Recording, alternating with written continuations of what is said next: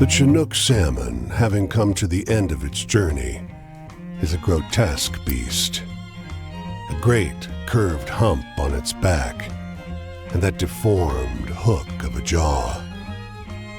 The raven perched on it is unusually large, with a fat tuft of black feathers wrapped round its neck like a mane. With one practiced peck, it strikes at the salmon's blurred eye and pops it like a grape snapping open under your teeth.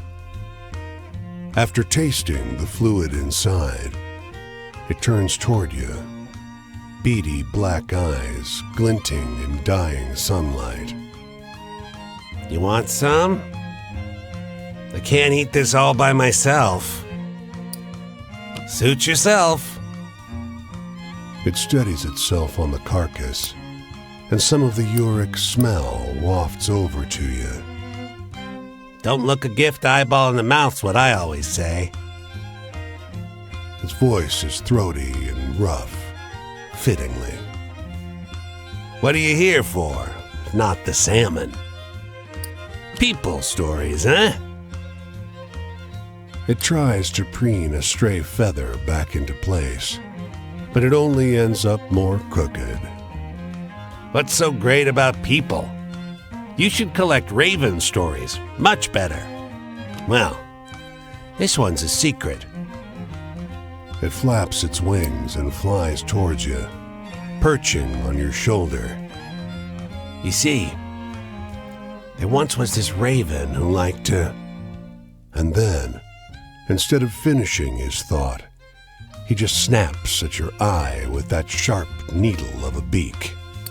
You flinch and close your eyes instinctively, losing your balance and taking an ungainly fall onto the soft sand of the riverbed. Ha! Cries the raven, once again perched on the dead salmon. People always fall for it. You should have seen your face.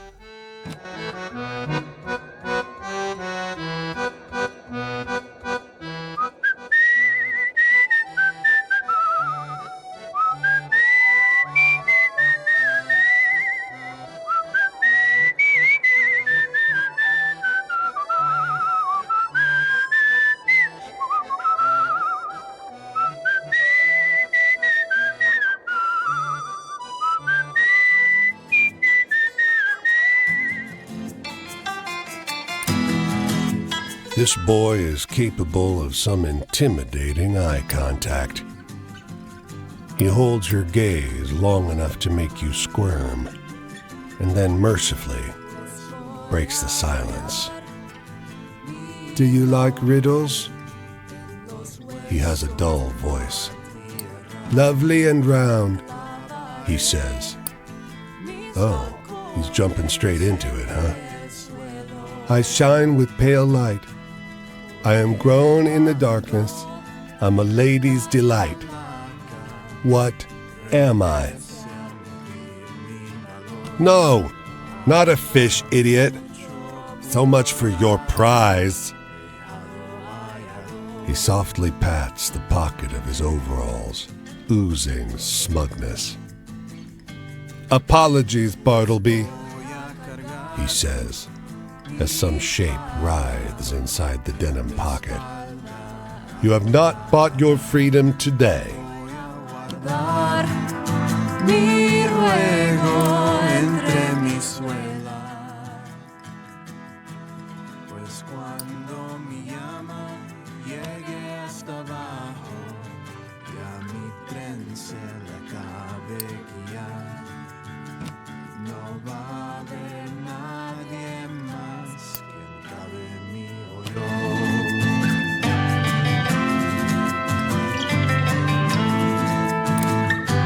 You, she snaps.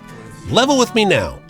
Would you walk 10 miles every day with heavy bags under your arms and a silly box on your head for some bent, double-crossing, hopped-up, out-of-shape man? That's what I said, too, at first. I'm sorry. I'm not laughing at you.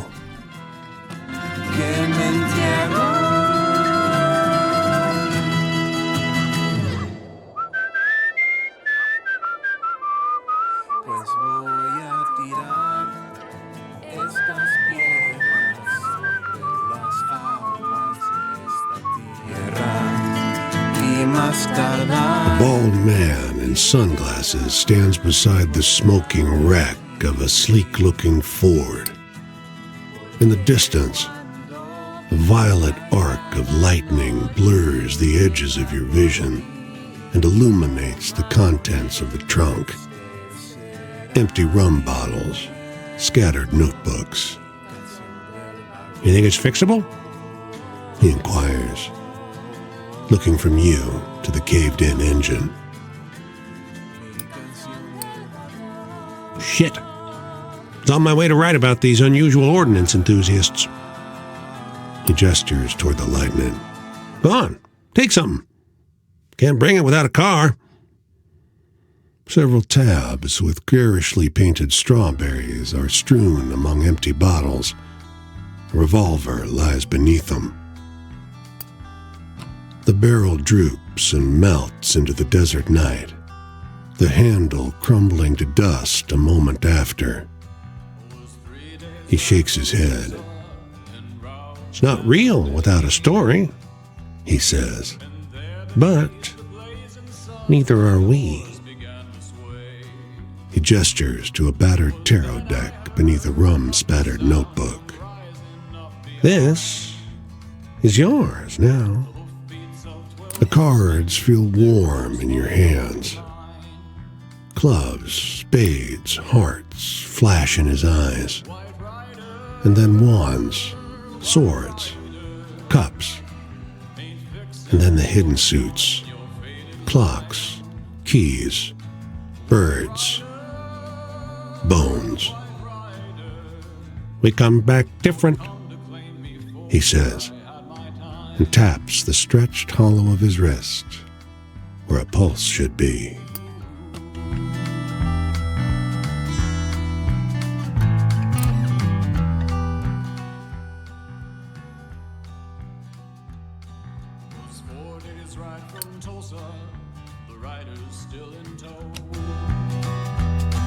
They were dressed in white from toe to tip, pale horses trot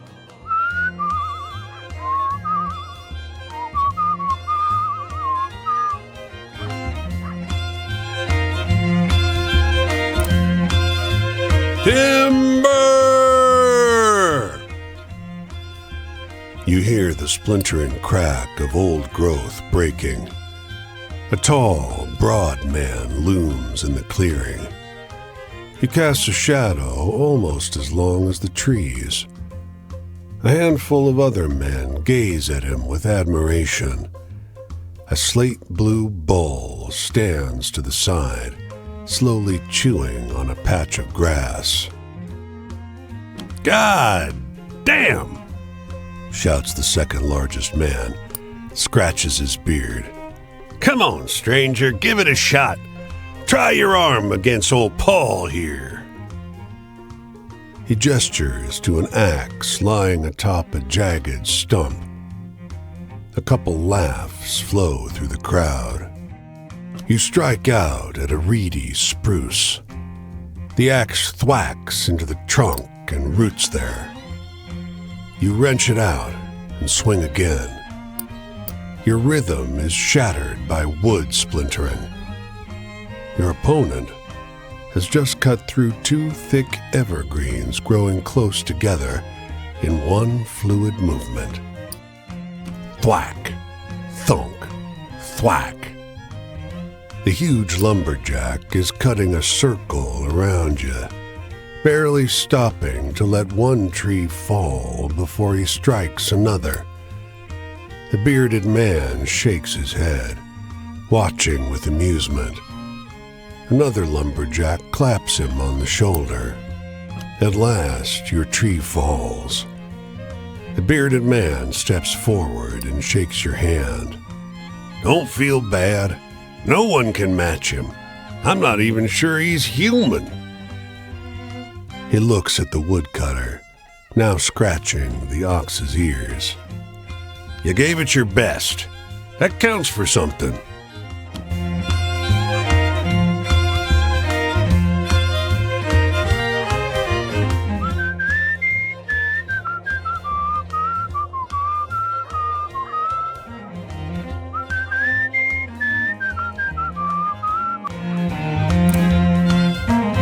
creature looms in an evergreen clearing, blood spattered around its maw, one enormous paw still buried in the flesh of the man sprawled beneath it. The grizzly spots you. Even at this distance, you can see its yellowed fangs. Slowly, deliberately, it begins to advance on you. You drop to your knees, curling into a ball. The only noises you can hear are your breathing and the bear's warning grunts. The bear's rancid breath is hot on your neck as it sniffs you. After what feels like an eternity, it wanders away. You remain still as the light fades. Eventually, you dare to move. It's just you and the dead man in the clearing. He looks dressed for a day foreclosing property, not trudging through the forest. The company here is unsettling, with him dead and you playing so.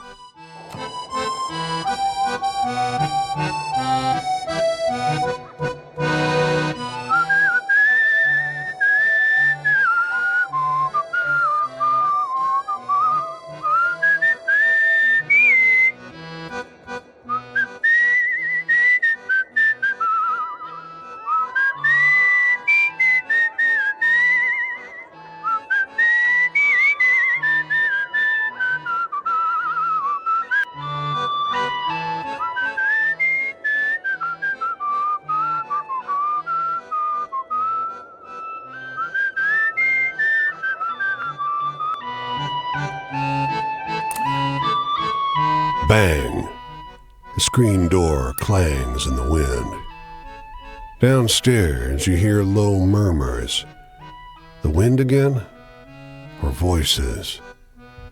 You were sure this house was deserted. In the living room, two young women are entwined atop a sleeping bag. One has her hands tangled in the other's bright red hair. I can't believe we found another haunted house. The red-haired girl laughs. A floorboard creaks under your feet. Is it a ghost?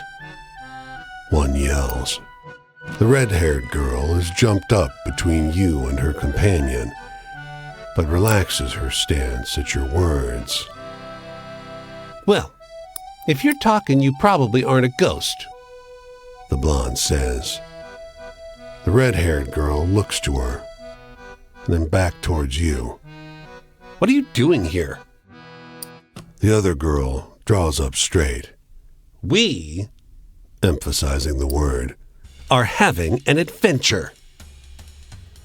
The red-haired girl squeezes her hand.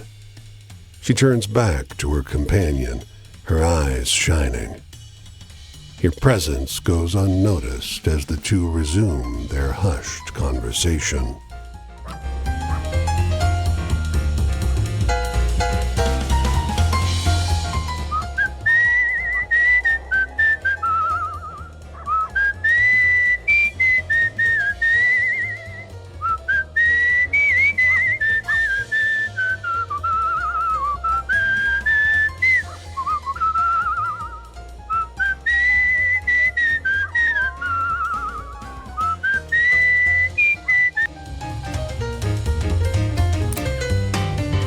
A weathered man unties a fishing boat from its mooring.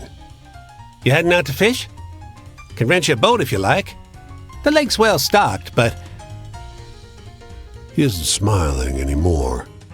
there's a monster in the lake. Locals say it's the biggest trout ever to live. But they're wrong. It's not a fish. Something else.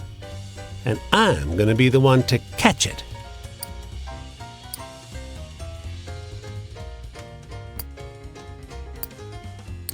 Someone passes a beer into your hand.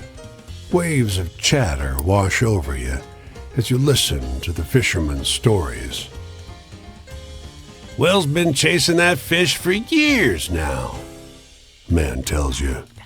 I don't think you'll ever catch it. It's good fun to watch him try. Eventually, the convivial chatter is broken by a huge splash.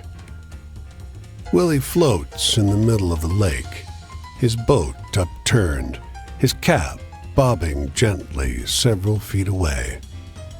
Almost had him that time. He splutters through a mouthful of water. Almost had him.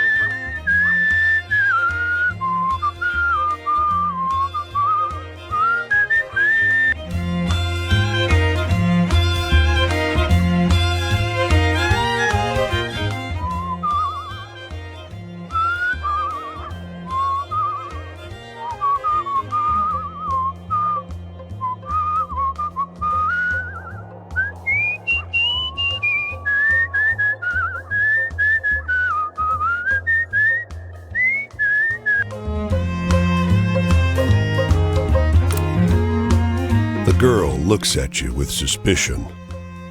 The scrawny chicken just looks at you. Did Mama send you? She wants to take Jacqueline, but I won't let her. She bobs the chicken. Mama says she's only good for meat now and she stopped laying, but she's my best friend. She squeezes the bird to her chest. It bops her chin with its beak. A tall woman comes out of the house and walks toward you. Jacqueline squirms nervously. The girl takes a step back. Give me the damn bird, Nance. The woman says. Nance gasps. This stranger wants to buy her. She blurts. Her eyes beg you to play along. The girl's face lights up. Jacqueline balks happily. Her mother looks suspicious, but takes your money. More'n that bird was worth to us. The girl takes your hand. Thank you. You'll take care of her? You set off on your way, Jacqueline tucked under one arm. She grows increasingly restless the further you venture. Finally, her wriggling is too much. You set her down on the road. She charges back the way you came. Some friends just can't be parted.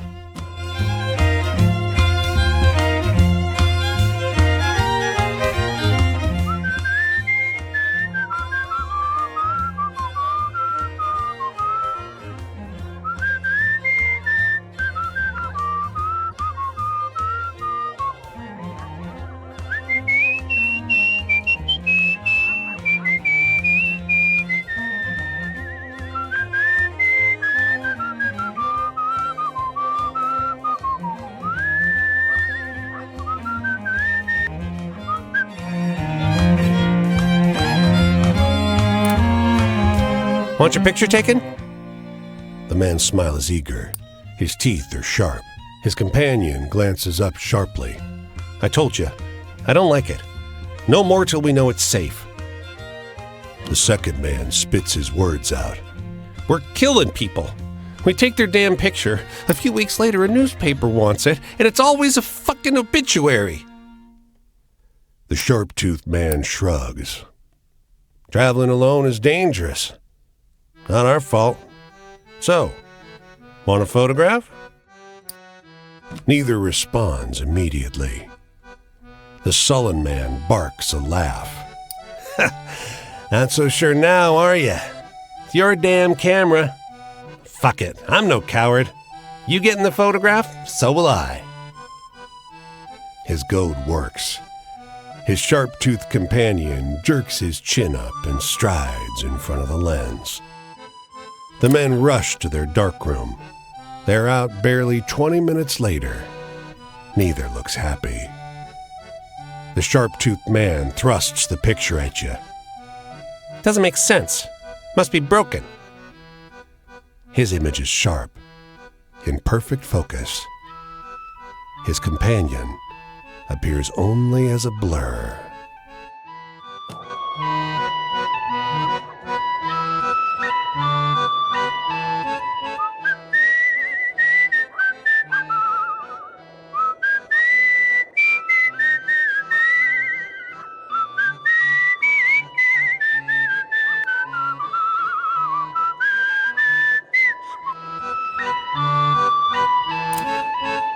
Woo-hoo! That one's got a wild spirit to her, she remarks, sweat pooling under her dark brown eyes. The car, halted in the middle of her garage, is a groaning, hulking beast, a gorgeous pre-Ford monstrosity, handmade for speed and grace, and perhaps not so much durability. a ghost, a white, a soul, whatever you want to call it. Of course cars have them. She sighs.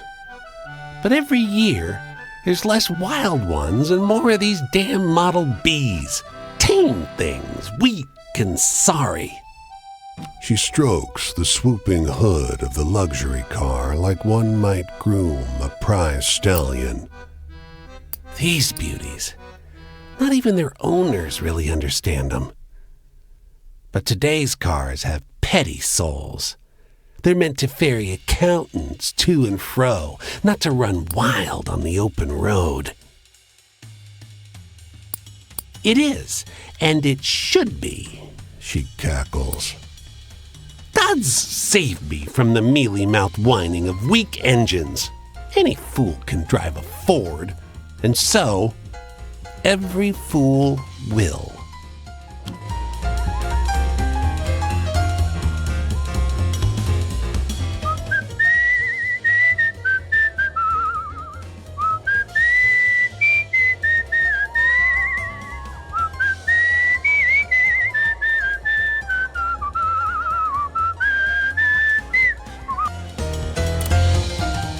Here's a derelict school building.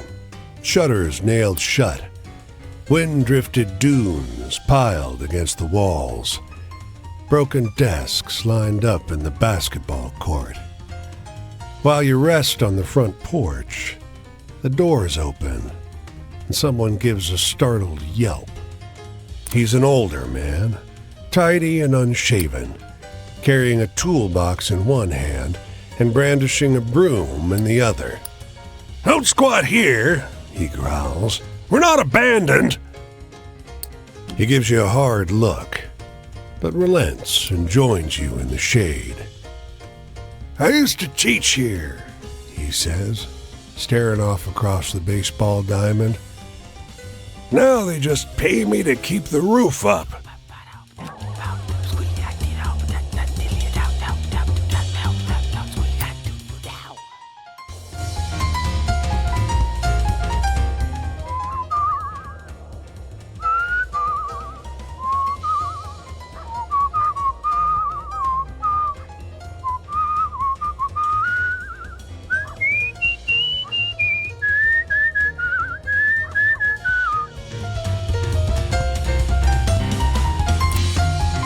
The policeman minds you for news from anywhere but here as his radio burbles. You catch a snippet Armed robbery in progress at... before he turns it down. He waves a hand. Yeah, it's just Willie. Every month after his paycheck goes in, he marches into the bank with his .45 and demands cash. Candace gives it to him and deducts it from his account later. Right you are. No harm in it. Truth is, Billy just ain't very good at using banks. That's no crime. Gunshots sound a few blocks away. His eyes widen. He kicks the car into gear and roars off, shouting into his radio. You get to the bank several minutes later. There's a crowd gathered round the entrance, blocking your view. But the action's over. A woman turns to you. Someone came in waving a shotgun. Willie was there, put him down, but... Poor Willie.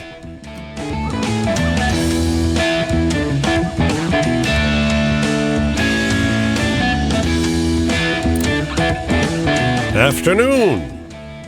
The fish nods affably. He swings his catch over his shoulder, grunting with effort. "Got a big one today. Gonna eat it while it's fresh. They're welcome to join me. There's plenty to go around." He climbs off the jetty and lays the body on a large rock.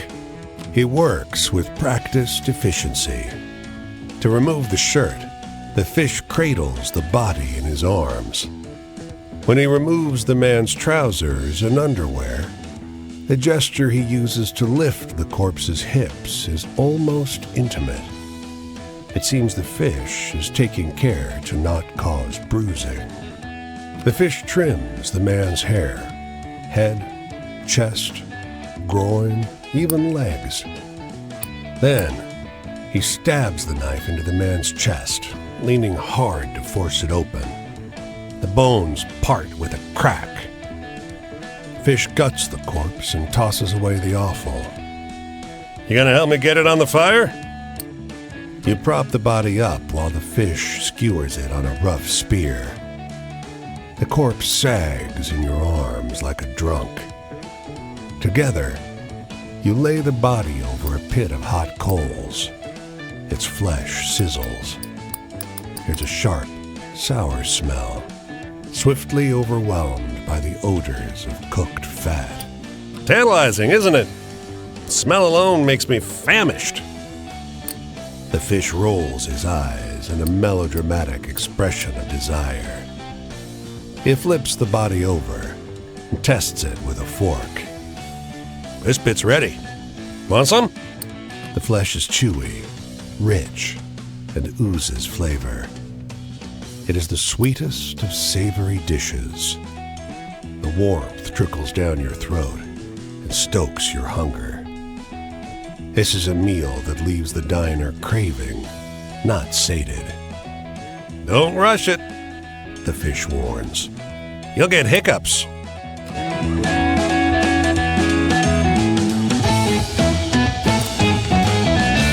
Were they all here for the bar, or did any come to hear me? He turns and starts, but recovers swiftly. Thought you were the manager. He laughs. Not here for an autograph, are you? No, of course not. Did you hear me sing? I suspect you're just being kind. He sighs. I'm a good singer. I packed larger joints. Only the drinkers come here now. They don't give a damn about me. He smiles. It is false, but still warm. Why are you here? A traveler? I used to be one. Was singing my way to New York. Got trapped here. Didn't feel like a trap at first. Grabs the glass, swigs, winces. It's love, of course, or used to be. Can you hate the person you love? Truly hate them? He sighs. My fiancée doesn't trust me. Singers are fickle. You'll fall for another. So I stay and my music dies. A glinting track on his face. The path of a tear. The person you love doesn't trust you. No point in proving him wrong. My place, you'd leave. Wouldn't you? Saying what I want to hear or the truth? He laughs. Not that it matters. If I stay, I got no future either way. So I need to leave. Damn this town. Damn what she thinks of me. And damn her.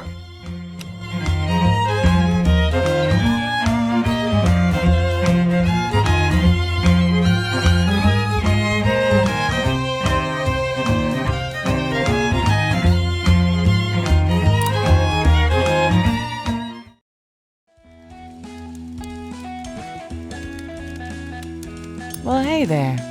What's happening, stranger? Pull up a seat if you want to share. I guess my deal is pretty clear. You probably see 100 long-haired, bangle-wearing freaks on the road every day.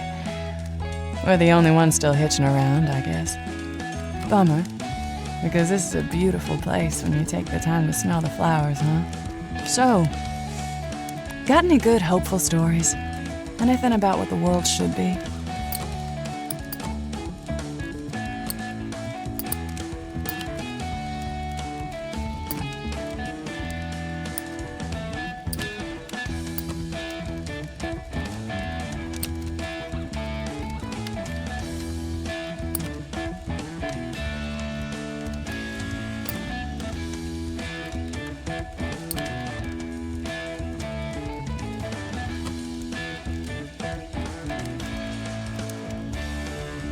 Oh, that's a good one. You gotta tell me more about those folks sometime. The future. I used to think it was all so clear, so inevitable. It was the dawning of a new age, remember that? Harmony and understanding. Wasn't that easy, huh? You know, I'd love to hear a really good, scary story.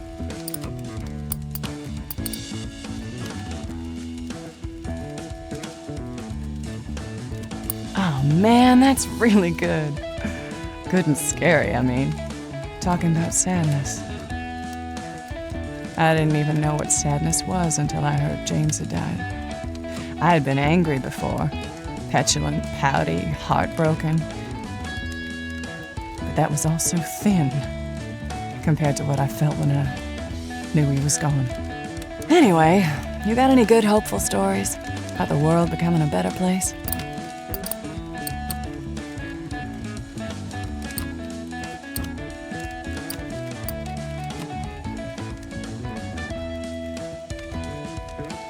Oh, that's good. I'll share that one when I get back home. Faith. Oh, I had it. A certain kind, anyway. I knew there had to be something else out there. Love, peace, and most of all, understanding. Somewhere there were people who thought the way I did, and they'd take me in and we'd live in beautiful harmony together. But anyway, let's keep it grooving. Tell me something funny.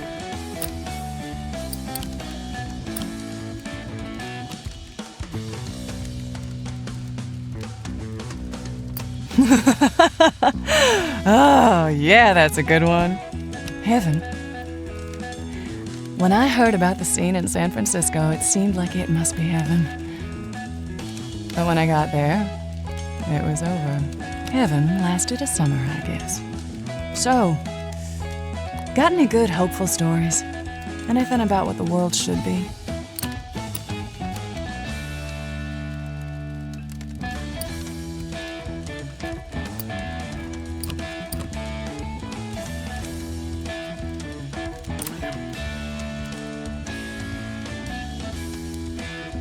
Oh, that's a good one. You gotta tell me more about those folks sometime. My past. Well, my parents didn't abuse me or anything. We just disagreed. They still do. I mean, I assume. Well, there it is. And I feel like I've been doing all the talking. But the sun's coming up soon, so I gotta get ready to go. Heard some interesting stuff about a group of folks getting by up this way. And where are you going? What's your deal, Seeker? What's the future hold for you?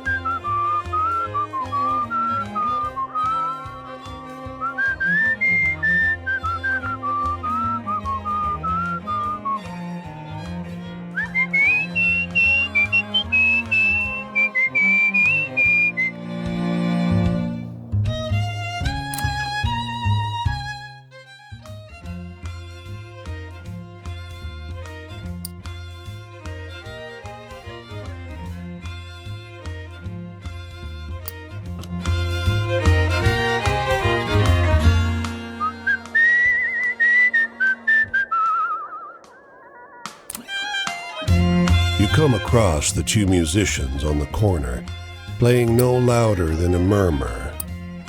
The blind one to the left doesn't sing so much as moan. If we are willing, he will teach us to love our brothers, to dance and sing. It continues. We dream of his seat in heaven. Around our heads his flowers ring. O Prince in heaven, we sing for rapture. We all must perish, our flowers and our names. But the flowers in our Prince's kingdom, they shall not perish, they shall remain. There is a joy there, and there is friendship. For our passage we shall sing. We dream of his seat in heaven. Around our heads his flowers ring. They stop and look at you expectantly, nodding at their empty hat. You throw them a coin. Obliged, they both say, and sing the song all over again.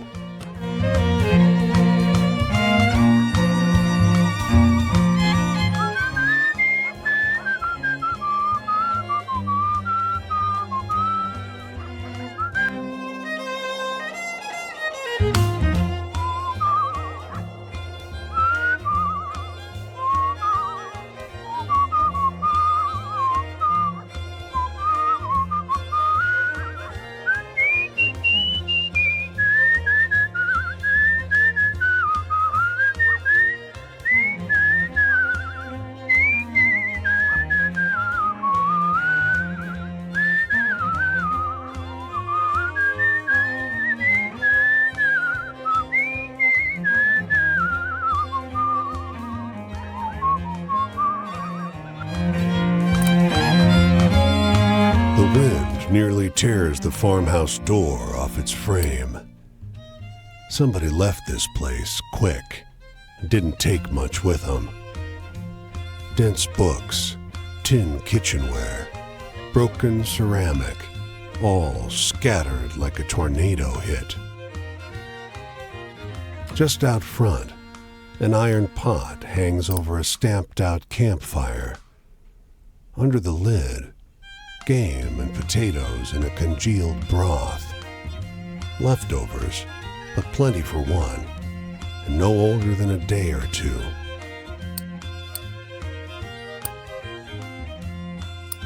Nobody lived long going around eating strange food. You climb onto a cotton mattress loaded down with warm quilts, elevated by a wood bed frame. Luxuries. As you drift off, the wind pulls the door open. The sharp, drawn-out creak, creak, creak forces you wide awake. A faint sound. Some wild animal? Just the wind? A voice? The same sound, repeated. A word. Tailipo. Tailipo.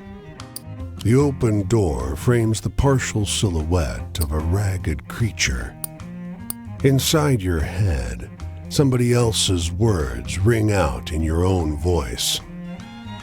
Tailipo, Tailipo, who has my Tailipo? Some heaviness presses down upon your chest. In front of you, 2 green orbs, followed by a smell foul as the grave. Yes, you have. You wake up in a pile of debris. Wood boards, roof tiles, broken furniture. Whole farmhouse must have come down. Long scratches cover your arms and legs, still red and raw.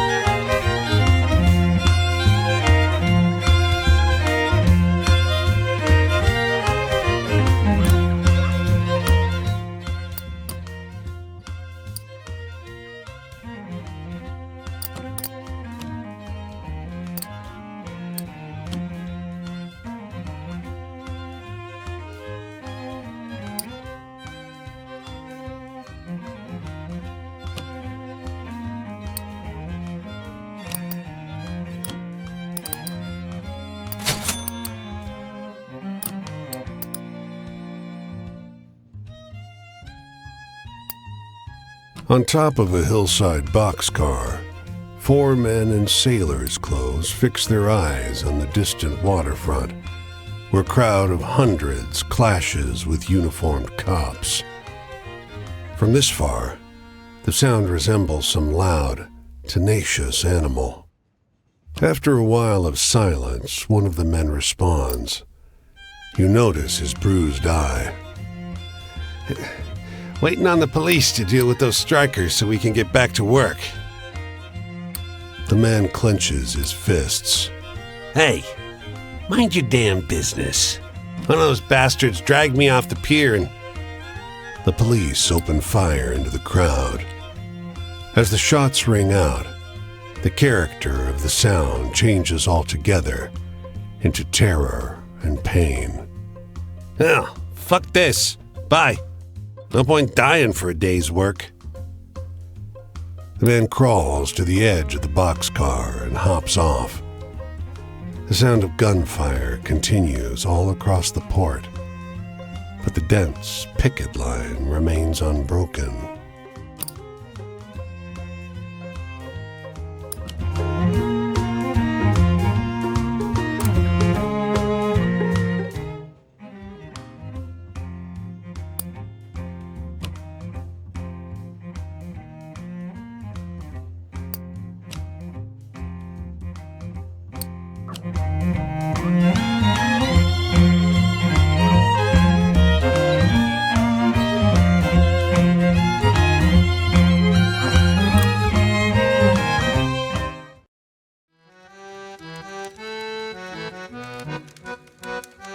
You see me here? You think you know me? I didn't start out in the gutter. I was raised right. Mama taught me to read off the Bible. But I'd save up my nickels for the collection plate and buy story rags instead. That smell of wood and paper. So I miss them blood-pounding adventure stories. You got any like that?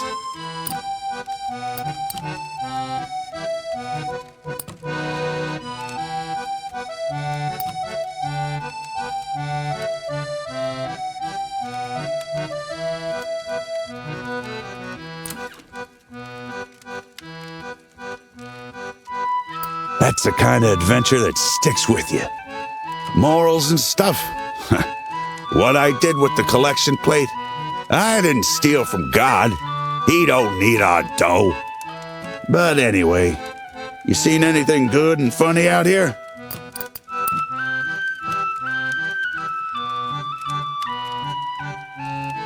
Suppose I need a good laugh now and again. Talking about heaven. I guess I had it back then. Lived in a little house in Louisville with a good mama and a daddy who worked hard at the factory. Never knew I had dreams for something bigger till I read those stories.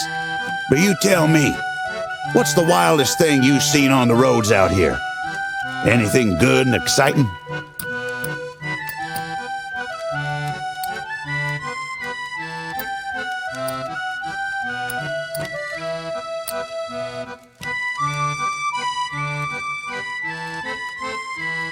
Ooh, tell another like that and you could write a good rag.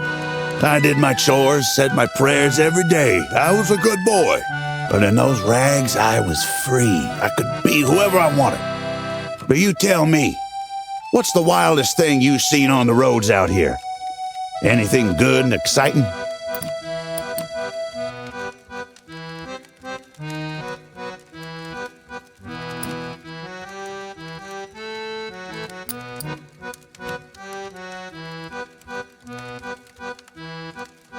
I seen things 100 times worse than that, I can tell you. My future. I didn't know then, but my future was all spelled out in those rags. So I miss them blood-pounding adventure stories. You got any like that?